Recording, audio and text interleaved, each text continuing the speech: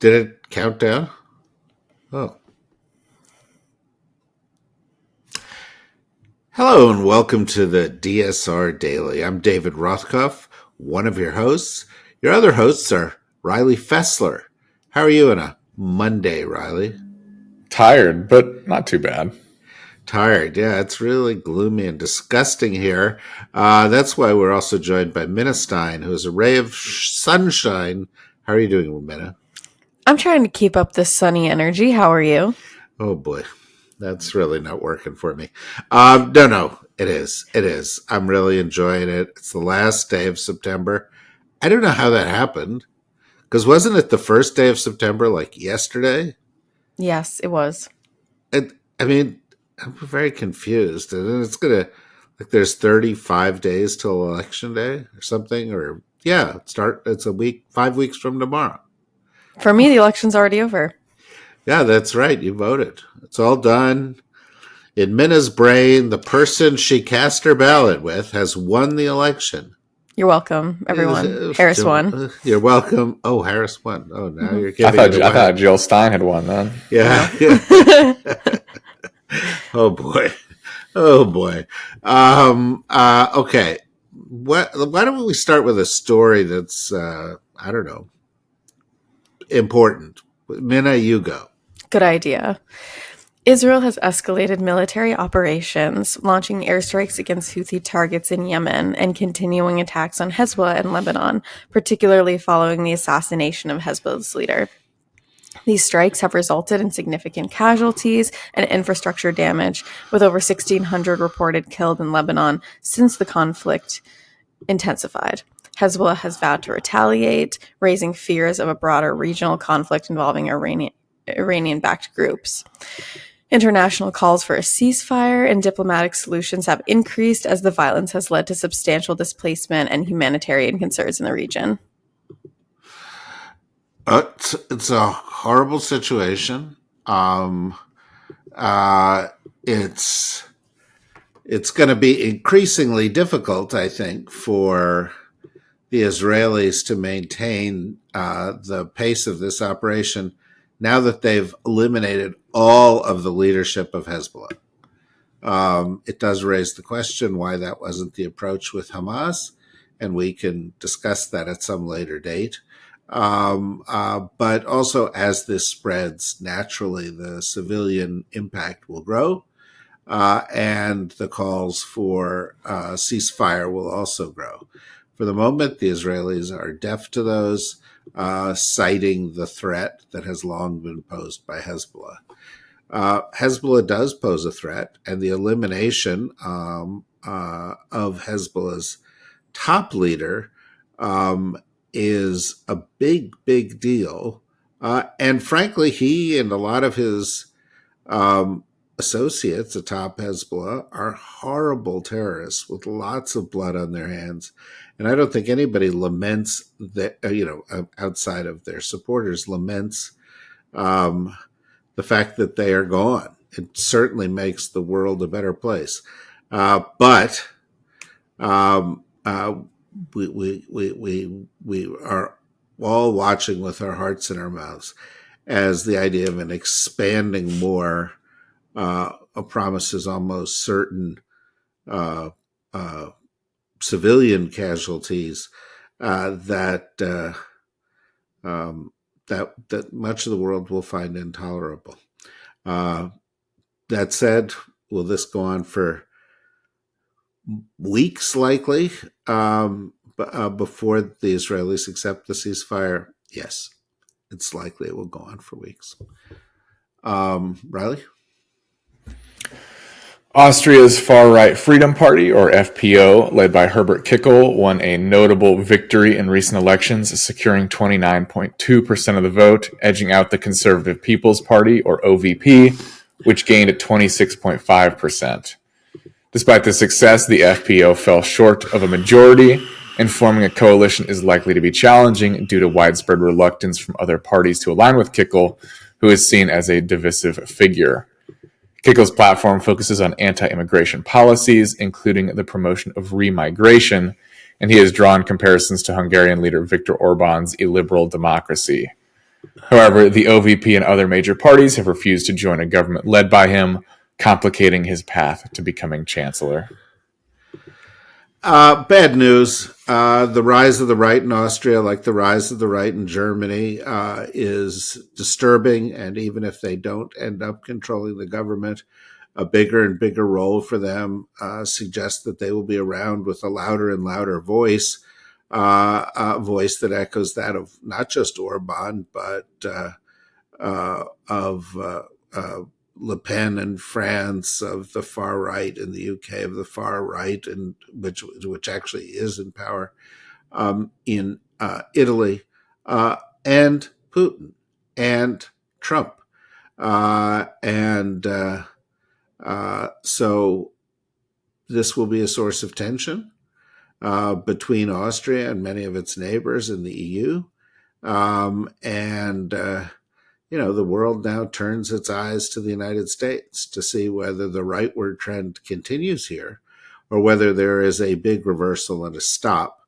which, needless to say, we all hope there will be. Venom? Former President Donald Trump is using Hurricane Helene as a campaign issue, criticizing the Biden administration's response while planning a visit to affected areas in Georgia. At a rally in Pennsylvania, he accused President Biden and Vice President Harris of neglecting storm victims, highlighting their activities during the disaster.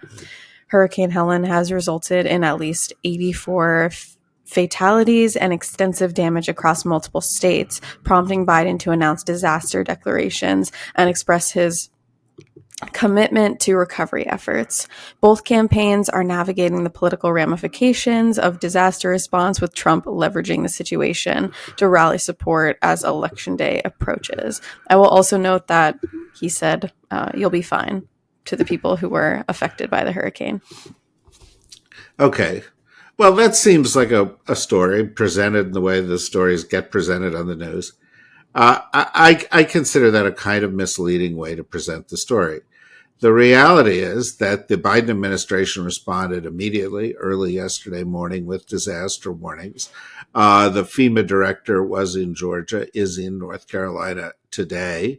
Thousands of people have been deployed to all the states affected, to Florida, to South Carolina, to North Carolina, to Georgia, and also Tennessee. They are hard at work trying to do what they can in terms of restoring energy, clearing debris, helping to rescue people, helping to find people. Anybody who was even mildly awake yesterday watching social media saw the activities of the administration and strong statements by the president, by the vice president on all of this. But politicizing this kind of thing is what Trump does. He politicized it when he was president, and he did so in the worst possible way, providing help to states he was close to that had Republican leadership, not providing the same amount of help or support to Democratic states. You recall his response to the hurricane in Puerto Rico, where he arrived and threw paper towels to the people and then departed and did not provide sufficient relief. But set aside the fact that Trump has an absolutely atrocious record dealing with disaster response, and this administration has a good one. Set aside for the fact that what Trump said yesterday was completely untrue, and that what this administration is doing is exactly what needs to be done. The platform of Donald Trump is based on Project 2025. Project 2025 guts the National Oceanographic and Atmospheric Administration, which is where the Weather Bureau resides, guts the Weather Bureau, calls for the end of free weather reports, folks. The Hurricane Center is in the Weather Bureau. It calls for weakening FEMA, which is the agency that responds to this. So it is a Trump platform position to essentially guarantee that the response to hurricanes, the preparation for hurricanes, the preparation and response for all natural disasters will be inadequate going forward. Final point, Trump and Project 2025 oppose climate science. And the reason they're calling for the end of these agencies is because, or the gutting of these agencies, is because they believe these agencies are promoting the idea that there is man-made climate change that causes larger and larger natural disasters. One of the reasons, of course, the agencies are promoting that is because it's true. Because every scientist on the planet worth their salt knows it's true. Because it's one of the greatest threats humanity has ever faced. And Donald Trump and MAGA are putting their heads in the sand. And literally, people will die if their policies are implemented because of the danger it poses to the world. Sorry, it's early in the month, or it's late in the month, it's early in the week for a rant, but I couldn't help myself. Riley. California Governor Gavin Newsom signed 2 new laws aimed at combating the misuse of AI to create harmful sexual imagery of minors. These laws, which received strong bipartisan support, close legal loopholes by explicitly criminalizing the possession and distribution of AI-generated child sexual abuse material, even if the images don't depict real children. The measures are part of California's broader effort to regulate the growing influence of AI, positioning the state as a potential leader in U.S. AI governance. Newsom has also enacted laws addressing AI-generated election deepfakes and revenge porn, though some critics argue that penalties should be stricter for minors involved in such activities.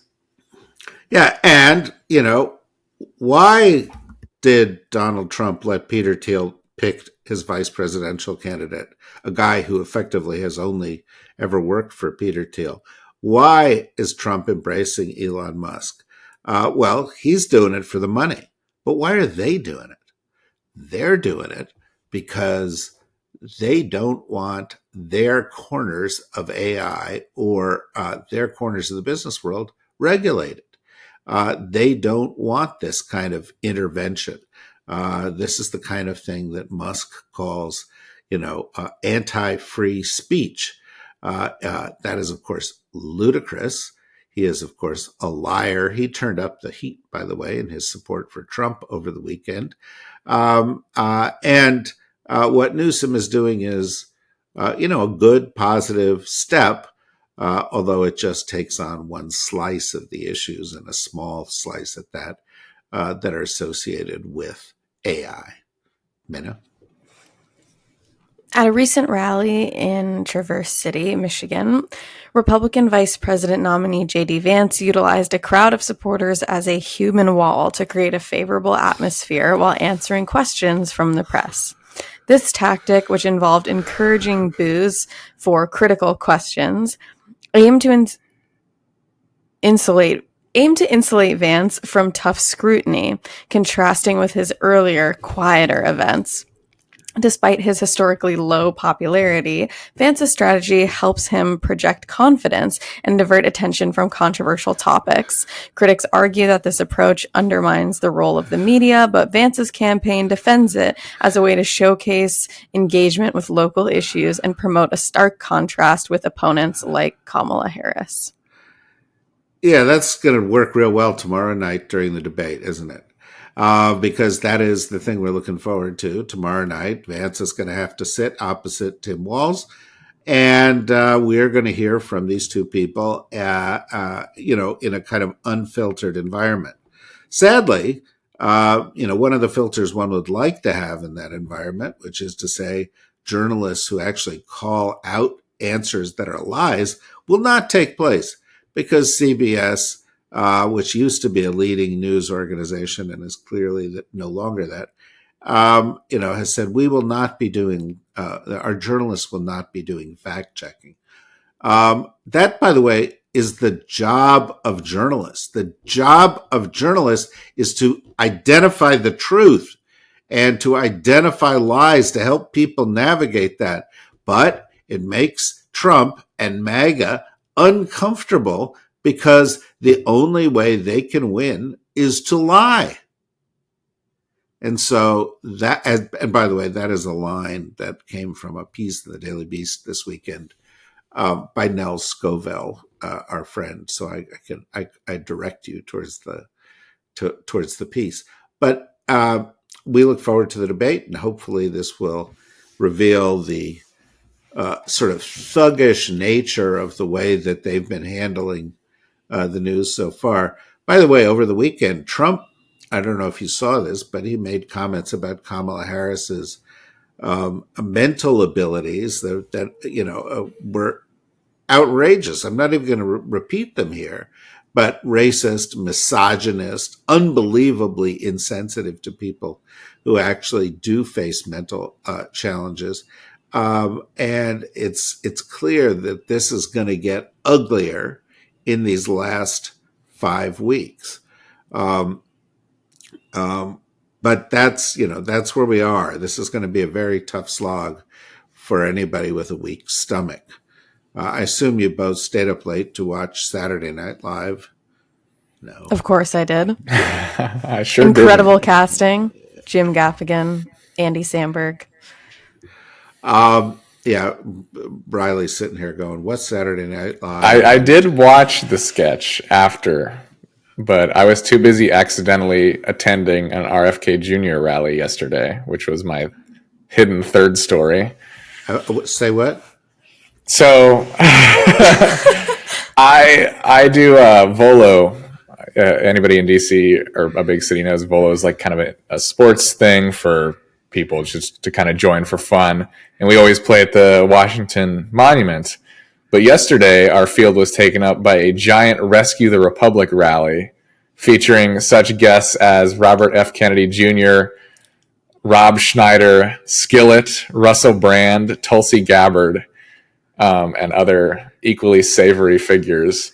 So we played in the shadow of the Rescue the Republic rally, so I could hear Jordan Peterson talking and Skillet playing heavy metal for the rally, and then I ended up walking through it, which was very fun. The rally was about half full, which made me laugh. I have to ask you, what is Volo?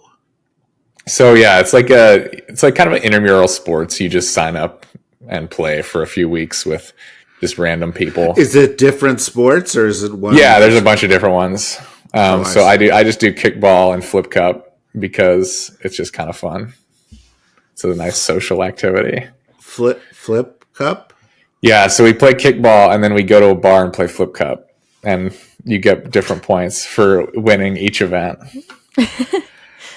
Wow. I don't know which side of this story is more pathetic, but rude.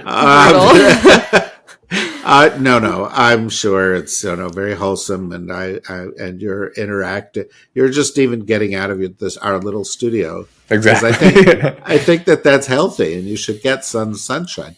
But there wasn't much yesterday. But just getting out of the house is good. We did have to play in the rain yesterday, which was no fun. But the notion that this rally took place, and that the U.S. federal government, it says something about the First Amendment. It was like, yeah, we're a group of kind of Nazis, and we hate the First Amendment. We want to get rid of the Constitution, and it's our right to protest. It's like, wait a minute, you're right under the thing you want to get rid of, but they're very selective about the amendments they like. Yeah, there was also the debut of an interesting new hat, because they had a giant "Make America Healthy Again" slogan above the stage, Maha, and they had Maha hats that you could buy, and I had never seen them before. This is like RFK Jr.'s plan that people should only eat whale heads and road sellers. Exactly. So keep your eyes peeled for forest green hats that say "Make America Healthy Again," because I had never seen them before, but there were a bunch of people wearing them. So well, I mean, this is all like fun and games, but Donald Trump has said that Robert F. Kennedy Jr., a man with a brain worm, a former heroin addict, somebody who doesn't know anything about science, is going to be in charge of things like, who gets to run the Food and Drug Administration? Who gets to run our health apparatus? This is literally the inmates taking over the asylum. Anyway, nobody watches. That was a trick question before. Nobody watches SNL while SNL is on anymore.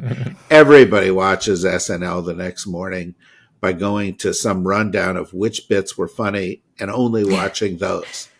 So SNL is 90 minutes, but for, people who know how to read, it's actually about 10 minutes long.